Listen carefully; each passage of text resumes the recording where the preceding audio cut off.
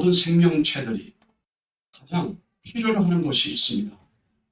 그것은 바로 봄비인 것입니다. 이 비는 새로운 생명체를 일어나게 만들 뿐만 아니라 긴 겨울 어두움에 또 그 추위에 짓눌려 있던 싹들이 돋아나게 됩니다. 봄이라고 하는 것이 뭘까? 봄이라고 하는 것은 땅 속에 있는 생명체가 땅 위로 올라와서 보는 것이 봄이랍니다. 이 비로 인하여 새로운 생명체가 싹을 내게 되고 또 꽃을 피우게 되고 열매를 맺게 될 것입니다. 이 모든 것들의 원동력이 바로 봄비라고 하는 것입니다. 그런데 이 비를 우리는 단비라고 말합니다. Good rain, 단비, 좋은 비.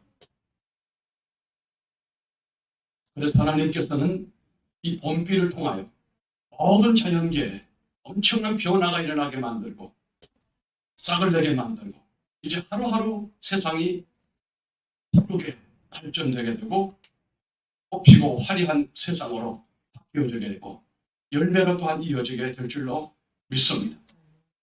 이 하나님이 만드신 모든 자연뿐만 아니라 구원하신 우리 여러분들 한 사람 한 사람에게도 메말랐던 영혼이 소성됨을 보기를 원하시고 생기와 활력한 활력을 돋구어 주심으로 여러분이 왕성해지는 모습을 하나님께서 보시기를 원하십니다. 우리가 세상살이에서 얼마나 힘들고 얼마나 고통을 당했습니까? 속을 태우는 일이 있다 할지라도 그런데 하나님께서는 때때로 우리 심령 위에 단비를 부으시고 또 회복을 시켜 주심으로써 결국은 내 인생을 통하여 영광을 받으시고 풍요롭게 하시며 구원과 위로를 주시는 목자이신 우리 하나님의 그 인도하심에 감사와 영광을 돌려드립니다.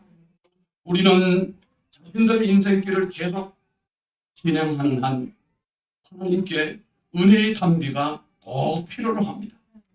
그러므로 이 은혜의 단비를 구하며 살아가야 내 인생길이 험하고 어려워도 그 길이 변하여 꽃길이 되고 영광스러운 길로 이어지게 될 것입니다. 경제적으로도 우리가 모두 힘들어하는 상황에 놓여 있습니다. 기업하는 사람도 힘들고 전체적으로 우리나라 경제가 마이너스로 계속해서 내려가고 있습니다. 그만큼 힘들다는 겁니다. 성도들의 11조가 더 풍성해져야 주의 일과 선교 사명을 잘 감당할 수가 있는 것 아니겠습니까? 여러분의 육체도 건강하셔야 됩니다. 몸과 마음과 육체가 전인적인 건강을 얻음으로 말미암아 우리가 달려갈 길이 분명하지 않습니까? 이와 같은 많은 문제들 속에서도 신앙인들은 어떻게 해야 하는 것인가? 촛불을 들고 광장에 나가서 성난 군중들과 함께 소리쳐야 할 그게 옳은 일인지 아니면 본성과 풍요와 생명을 주시는 하나님 앞에 무릎을 꿇고 기도하는 것이 옳은 것인지 신앙인들은 이 자명한 물음 앞에 너무나 쉽게 답할 수가 있습니다. 하나님 앞에 구해야 됩니다. 오늘 말씀 가운데 제목이 여호와께 비를 구하라. 여기 1절 봄비가 올 때에 여호와 곧 구름을 일게 하시는 여호와께 비를 구하라 그랬습니다. 여기 의미 있는 말씀이 있습니다. 구름을 일게 하시는 여호와. 비는 구름이 반드시 일어나야 비가 옵니다. 그럼 구름을 일어나게 만들고 구름이 비를 생산할 수 있게 하시는 분은 누구신가? 이건 하나님이 하신다는 겁니다. 자연과학이 발전되고 인본주의가 강화될수록 아니 어떻게 비가 하나님이 만들었냐? 자연이 만드는 것이지. 몰라서 하는 소리입니다. 하나님은 모든 자연, 만드신 자연계에도 하나님이 영향을 미치는데 특별히 봄에는 구름을 만들어 그 구름도 비를 내릴 수 있는 구름을 만들어 내시는 하나님. 그리고 그 구름에서부터 비를 내리시는데 이 비가 여기 보니까 소낙비를 내려서 이게 단비인 것입니다. 밭의 채소를 각 사람에게 주신다. 여기 밭의 채소는 단순히 채소를 얘기하는 것이 아닙니다. 이 지구촌 땅 위에 있는 모든 생명체를 얘기하는 것입니다. 또 어찌 보면 하나님의 울타리에 있는 그 안에 있는 여러분 성도들을 의미하는 것도 있습니다. 그러면 우리가 하나님 앞에서 자라나고 성장하고 영광 돌리려면 하나님의 단비가 우리에게 꼭 필요한데, 첫째는 구해야 할 때는 바로 범비가 내릴 때인 것을 알게 되는 것입니다. 물론 우리가 늘 기도해야 됩니다. 그렇지만 성경을 보게 되면 이른 비와 늦은 비가 내릴 때는 기도하라. 이른 비 늦은 비가 내리지만 그것을 위해서 구한 사람이 되라는 거예요. 그래야 이른 비가 내려도 이른 비 하나님이 주신 것이로구나. 이걸 위해 기도한 사람만이, 응답을 받는 사람만이 늦은 비가 임할 때도 이 늦은 비 하나님이 주신 것이로구나. 하나님 우리 거처를 주시기를 원합니다. 우리에게도 주택을 주시고 아파트를 주시기를 원합니다라고 기도하는 사람은 주실 때 하나님이 주신 것이로구나. 하나님 감사합니다. 예배할 수 있는 거입니다. 그러나 구하지 않는 사람은 뭐라고 말합니까? 내가 열심히 노력했더니 집이 생기고 운이 좋아서 집이 생겼다고 말합니다. 그 무신론자의 그 사람은 불신앙의 사람입니다. 성경은 우리에게 말씀합니다. 이른 비 늦은 비는 아무 때나 내리지 않는다. 특히 봄에는, 우리 자연의 환경 가운데는 봄에는 파종 때 아니겠습니까? 이 파종할 때 그때 봄비가 내리는데 그것을 위해서 기도하라 이 말씀이에요. 이스라엘의 농사 계절은 우리와 정반대입니다. 우리는 대체로 봄에 씨를 다 뿌립니다. 그리고 가을에 추수를 하게 됩니다. 그런데 이스라엘은 반대입니다. 가을에 씨를 뿌리고 봄에 대부분 거둡니다. 이스라엘의 봄은 추수의 때입니다. 그때는 늦은 비의 도움을 받아야 반드시 결실할 수 있게 되고 수확이 보장되는 것입니다. 비는 농작물에만 필요한 것이 결코 아닌 것입니다. 여러분 가정에도 봄비가 필요합니다. 네. 노만 빈센트 빌 박사가 기차 여행을 하는데 그 마주 앉은 부부가 있는데 둘이 계속 뭐라고 다투고 분위기가 안 좋아요. 그래서 빌 박사가 인사를 했습니다. 나는 빈센트 필이라고 합니다. 그랬더니 마주 편에 앉은 부부 가운데 남편이 저는 변호사입니다. 그리고 제 아내는 제조업에 종사하고 있습니다. 무슨 제조업을 하십니까? 불평 제조업에 종사하고 있습니다. 그 자리에 앉자마자 시트가 더럽다, 좁다 라고 평하는 것을 그 남편이 민망해서 불평 제조업 사람입니다. 그렇게 했어요.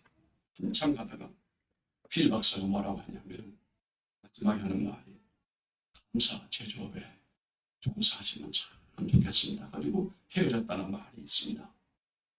여러분 이 시대 가정도 큰 위기를 만났습니다. 이 전통적인 남편과 아내의 경계선이 다 무너져 버리고 결혼 제도가 완전히 무력화되어지게 되고 아예 결혼이 필요 없다고 하고 이미 제가 한 5년 전에 그렇게 얘기를 했습니다. 미래학자들 가운데 앞으로 10년 뒤에 없어질 것들이 여러 가지가 있는데 교회에서 없어질 것이 무엇인가 했을 때 첫 번째가 10년 뒤에는 결혼 제도가 없어지게 된다. 그때는 그 말이 설마 했겠죠. 그러나 그 말이 맞았어요. 지금 결혼 제도가 거의 없어지고 있어요. 결혼 필요 없다. 나 살기도 힘든데 결혼해서 어떻게 산단 말이야. 우리 결혼을 했는데 자식을 놓지 않겠다는 겁니다. 왜냐하면 둘이 살기 힘든데 자식을 낳아가지고 어떻게 살아가느냐.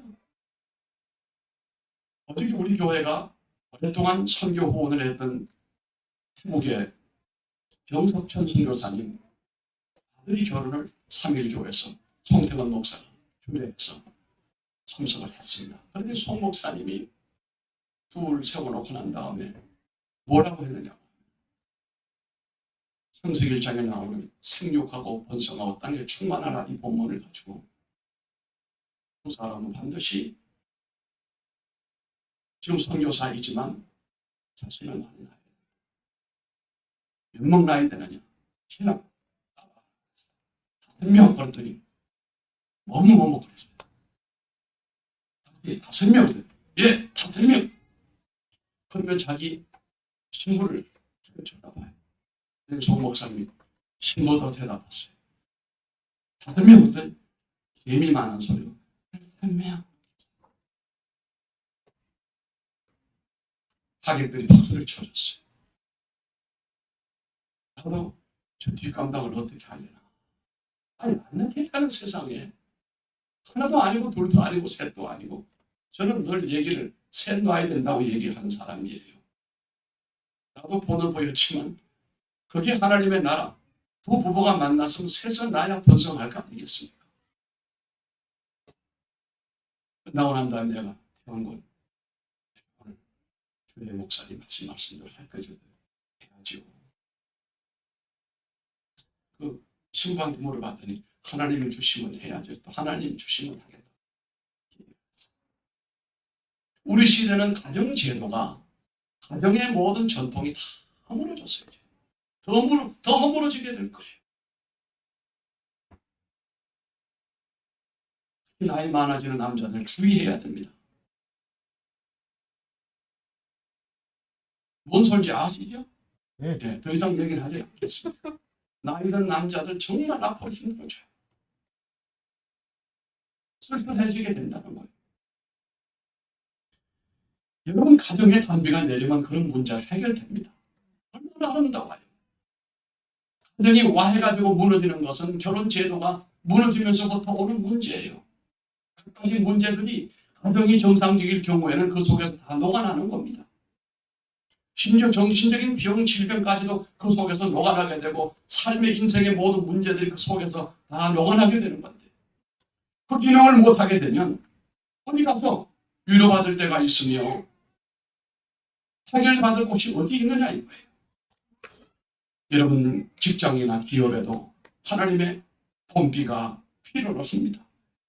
여러분 자녀들에게도 정말로 이 본비 하나님의 은혜 단비가 필요하다는 사실입니다. 여러분 잘 아시죠?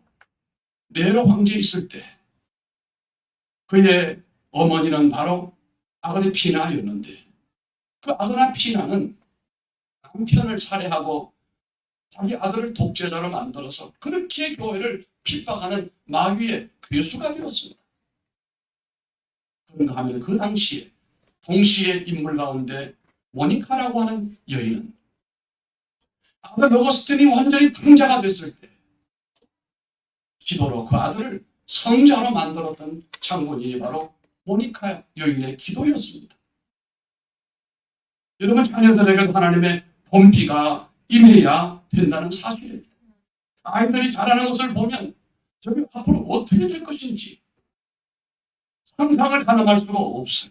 그러나 하나님의 말씀과 은혜로 그리고 하나님의 단비로 하나님의 인도하신 가운데 자라게 하는 아이들은 여전히 성경에 말씀하는 하나님의 훌륭한 믿음의 사람들로 우뚝 서게 될 줄로 믿습니다. 아멘.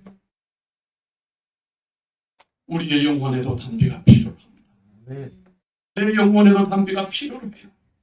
먼지가 풀풀 나고 시들어가는 내 영혼에 은혜의 단비가 쏟아져야만 하나님의 해가 이루어져야만 내 영혼 잘됨같이 범사가 잘 되고 강건케 될 줄 믿습니다. 아멘. 우리들의 영혼이 물이 끊어진 사막처럼 삭막하게 메말라 가는 데는 몇 가지 이유가 있습니다. 우리가 기도하지 않고 가만 내버려 두게 되면 우리 영혼이 아무런 기능을 못할 수밖에 없는 원인이 있다 이 말이에요. 첫째는 영혼은 문제에 대하여 현대인들은 무관심합니다. 육체의 쾌락을 위해서는 엄청난 집중력을 가지고 있습니다만 내 영혼의 부유함을 위해서는 관심이 없다는 겁니다. 농부가 곡식을 돌보고 가꾸듯이 사람은 자신의 영혼을 돌볼 줄 알아야 돼. 내 영혼을 돌보는 돌봄에 대한 첫 번째 의무는 내 자신에게 있는 거예요. 그리고 두 번째는 내 영혼의 관리는 목사에게 있어요. 목사는 여러분의 영혼을 돌보는 사람. 때로는 염려가 되는 분들도 있고 때로는 안타까운 분들도 있습니다. 그러나 1차적으로 내 영혼의 관리와 책임은 누구에게 있습니까? 내게 있다는 사실이에요. 그러므로 내 영혼에 가뭄이 들지 않도록, 내 영혼에 메마름이 오지 않도록 해야 됩니다. 왜냐하면 지금 먹고 사는 일이 보통 어려운 일이 아닙니다. 사람들은 그것을 가지고 즐기려고 하고 돈을 벌어 성공의 욕망의 포로가 되려고 애를 쓰는 가운데 내 영혼의 문제는 소홀히 취급할 수밖에 없는 상황이 되어졌습니다. 그 결과 돈은 좀 모았습니다. 삶의 여유는 이전보다 좀 나아졌지만 정작 중요한 영혼은 삭막한 사막처럼 메말라가고 있다는 사실인 것입니다. 육신은 비대해짐으로써 다이어트 해야 되는 상황에 왔지만 정신과 영혼은 메말라서 외술증에 빠져서 뭔가 특단의 조치를 하지 아니하면 이 영혼 위험하다는 사실입니다. 두 번째는 왜 그럴까요? 비가 필요할 때 비를 구하지 않았기 때문입니다. 봄이 되면 하나님은 모든 피조물들에게 비를 내려주시기를 원하시고 그 비를 구하는 사람에게 또 식물에게 풍족함을 주시기를 원하는데 아무리 봄에 비가 내리는 계절이지만 구하지 아니하면 그 영혼에게 은혜 단비가 오지 않는다는 사실입니다. 반드시 구해야만 된다는 사실입니다. 여러분 기도하십시오. 늘 기도하는 삶이 되기를 바랍니다. 이것이 하나님이 좋아하시는 구조의 사람이에요. 하늘의 은총과 하나님의 축복을 받을 수 있는 그런 조건이 늘 기도하는 사람이에요.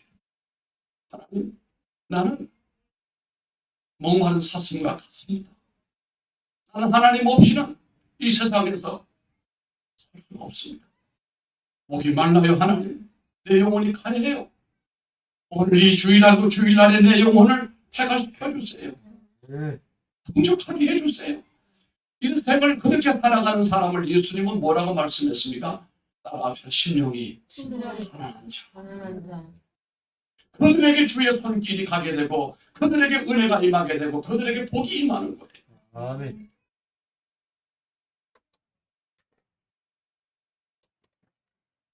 구하지 않는 사람에게는 그 값진 은혜를 허락하지 않습니다. 이상한 것은 다른 사람들은 은혜 받고 충만하여 이 힘들고 어려운 시대를 살아가면서도 새벽 시장에 올라오는 어시장의 고기처럼 펄떡거리고 싱싱하게 살아가는데 나는 내 영혼을 왜 이렇게 힘들고 곤고하고 피곤할까? 그것은 바로 비를 구하지 않았기 때문인 것입니다. 이상한 것 하나도 없습니다. 살아서 역사하면서 이 세상에 살지만 세상에 물들지 않으면서 하나님과 하나님의 나라를 위해서 훌륭하게 쓰임받는 사람들은 늘 하나님 앞에 기도하는 사람이요 그분에게서 은혜를 입은 사람이요 그분에게 비를 공급을 받은 사람인 것입니다. 봄비 때 비를 구하지 않으면 그의 농사가 실패로 끝나는 것처럼 이 봄의 계절에 내가 하나님의 은혜 담비를 구하지 않는다면 내 인생이 비극으로 끝날 수도 있고 여전히 가뭄에 찌들어서 먼지만 날리는 삶이 되게 될 수도 있습니다. 오늘도 이 봄에 사랑하는 모든 성도들에게 봄비의 은혜가 충만히 임하셔서 우리가 당면하고 있는 모든 문제들이 국가적인 문제나 가정의 문제나 내 개인의 문제가 해결이 되어지게 되고 무엇보다 내 영혼이 회복되는 복이 임하기를 바랍니다. 아멘. 두 번째는 여호와의 비를 받으려면 반드시 구해야만 됩니다. 때는 봄이고 두 번째는 구해야만 됩니다. 구약시대 가나안의 원주민들은 우상을 섬겼다고 말씀하고 있습니다. 바알신을 섬겼습니다. 이 바알은 흔히 그들은 남자 신이다. 남편 신으로서 하늘에 있는데 하늘에서 비를 내려주고 바람을 불게 해서 모든 인생과 자연에 열매를 주고 자산의 복을 준다. 그리고 땅에는 아세라 신이 있는데 이건 땅의 신이다. 지신이다. 이 아세라 신은 하늘에서 비를 내리면 이걸 받아가지고 땅에서 열매를 맺고 자식을 낳고 이 땅에서 풍요로운 열매를 거두게 된다. 그렇게 믿는 가운데 바알과 아세라는 항상 쌍이 되는 부부의 신이었습니다.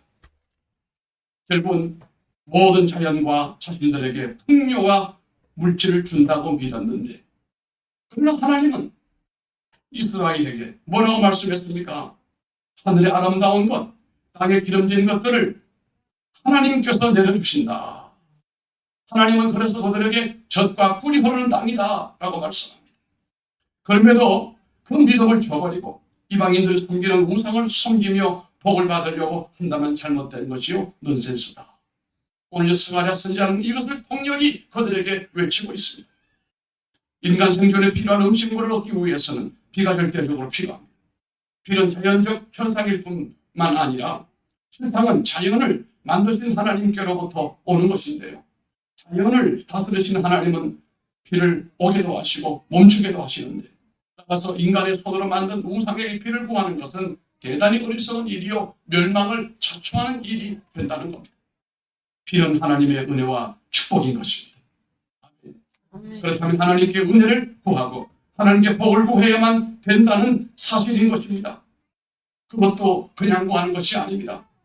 이 봄에는 우리가 간절히 구해야만 됩니다. 이 봄에는 우리가 절박함으로 구해야만 된다는 사실입니다. 로이 스미스라고 하는 분이 쓴 책을 보니까 하나님이 얼마나 우리의 기도를 위하여 준비한 것이 많은지를 이렇게 설명했어요. 하나님은 우리가 필요를 느끼기 전에 벌써 필요한 것들을 예비해 놓으셨다. 우리가 추위를 느끼기 전에 이미 우리를 따뜻하게 해줄 수 있는 석유와 산과 가스를 저장해 주셨다. 우리가 배고픔을 느끼지 아니하도록 이미 이 땅을 기름진 옥토로 만들어 놓으셨다.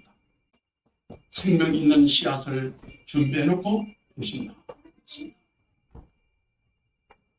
여러분이 더 필요한 것이 무엇입니까? 그 모든 것은 봄비와 연결이 되어 있습니다.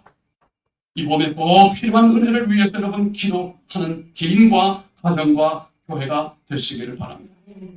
마지막 결론으로는 여호와의 비는 어떤 비입니까? 오늘 말씀해 보니까 소낙비라고 했습니다. 1절 하반절 말씀을 보면 소낙비를 내려서 밭에 채소를 각 사람에게 주리라고 하십니다. 소낙비는 큰 비를 얘기하는 것입니다. 즉 풍성한 은혜를 의미하는 것입니다. 하나님의 은혜를 구하는 사람에게는 풍성한 은혜를 주시지만 우상 앞에 구하는 사람에게는 풍성한 저주를 내리게 된다는 겁니다.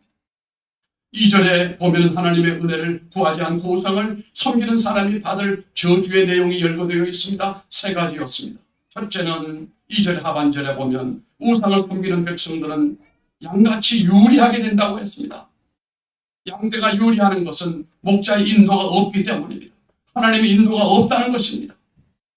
두 번째로 2절 하반절에 보면 곤고를 당한다고 했습니다. 인도할 목자가 없기 때문에 방황하다가 지치고 쓰러져 고생한 진탕하는 것입니다. 즉 고난과 유배의 길로 들어서게 된다는 겁니다.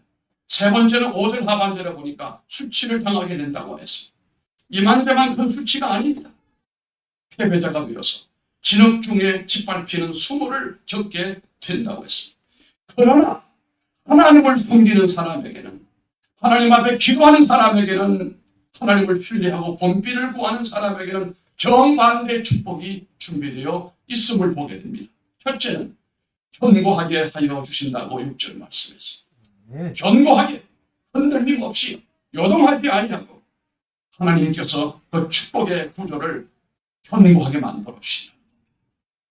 두 번째는 6절 하반절에 응답하신다고 했어요. 목마르고 싫은 영혼이라 할지라도 회개하는 마음으로 하나님을 향하여 은혜의 담비를 달라고 믿음으로 기도하면 그 기도를 들어주시고 응답해 주신다고 했습니다. 세 번째는 7절에 즐겁게 된다고 했습니다. 포도주를 마신 같이 마음이 즐거울 것이요. 그 자손을 보고 기뻐하며 여호와를 인하여 마음에 즐거워한다고 했습니다. 심리학자는 21세기 공통적인 정신적인 증후군이 있는데 이것이 우울증이라고 그랬어요. 여러분, 자살하는 사람들의 96%가 우울증과 연관이 있다는 사실이에요. 과학이 발달되고 요즘에 GPT가 발전돼서 10,000가지 문제를 다 해결하는 시대를 산다고 하지만 여러분, 여전히 경제적인 여유는 우리들에게 없어요. 우리의 삶이 정말로 힘들어요. 이것이 어찌 보면 포스트 모더니즘의 영향일 수 있습니다. 하나님 없이 누리는 행복, 순간적인 감정, 이것이 가정을 파괴시켜버리고 말았습니다. 이 시대의 물결을 따라가다 보면 그렇게 돼가는 거예요. 우리는 이 시대와 도도히 마주해야 되는 것입니다. 네. 기도하는 사람이 돼야 되고 말씀 중심의 사람이 돼야 되고 하나님을 위해 헌신하는 삶을 살아가고 우리 부모님, 우리 할아버지, 할머니, 할아버지 그분들로부터 이어받은 이 개혁주의 전통 신앙을 우리의 가슴에 담고 뿌리 내려서 여기서 다음 세대도 그렇게 살아가게 되면 이 모든 문제는 해결되지만 이 세상 흐름에 같이 흘러내려가게 되면 뻔합니다. 목사 자식도 보장할 수 없고 장로 자식도 보장할 수가 없는 것입니다.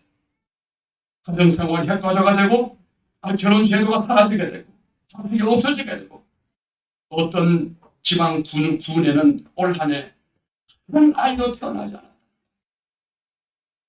출산이 하나도 없다. 어떤 군에는 아이가 하나가 태어나니까 현수막을 곳곳에 걸어줬다. 세상에 이런 비극이 어디에 있습니까?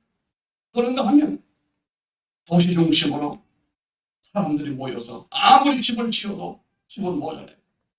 이 정글 같은 경쟁 사회가 사람들을 정신의 피폐를 만들고 그것도 모르고 홀라기 불나비처럼 불꽃을 향해 뛰어가는 사람들은 정신적으로 상처를 입고 말할 수 없는 정신적인 충격을 받아서 자살률이 점점 늘어나고 있어요. 다음 달에 생명사는 목회 포럼이 큰 포럼을 엽니다. 이 시대에 이 자살의 특급 열차를 멈춰야 되지 않겠어요? 누가 말했어요? 자살. 이걸 바꿔 말하면 어떻게 해요? 살자.